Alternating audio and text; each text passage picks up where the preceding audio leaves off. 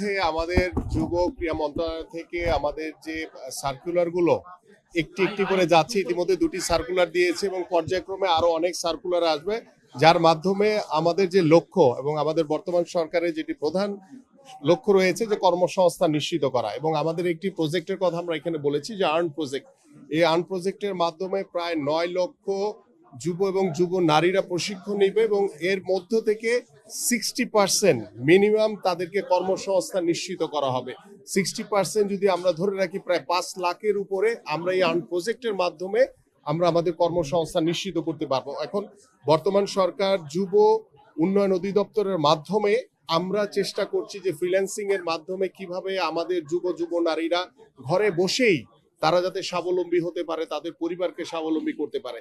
এবং আপনারা দেখেছেন যে রিসেন্টলি আমরা 64টি জেলায় ফ্রিল্যান্সিং কর্মসূচি উদ্বোধন করেছি। আমরা এআই প্রযুক্তির ব্যবহারের যে আর্টিফিশিয়াল ইন্টেলিজেন্সির যে প্রযুক্তি ব্যবহারের মাধ্যমে কিভাবে আমাদের যুব নারীরা উপকৃত হতে পারে সেই বিষয় নিয়ে আমরা ইতিমধ্যে 64টি জেলায় কার্যক্রম শুরু করেছি এবং আর্ন প্রজেক্ট থেকে শুরু করে এবং আমাদের অনেক বেশ কিছু পরিকল্পনা রয়েছে যা আমাদের আগামী যুব এবং যুব নারীকে স্কিল ডেভেলপমেন্ট করে তাদের কর্মসংস্থান নিশ্চিত করবে ইনশাআল্লাহ।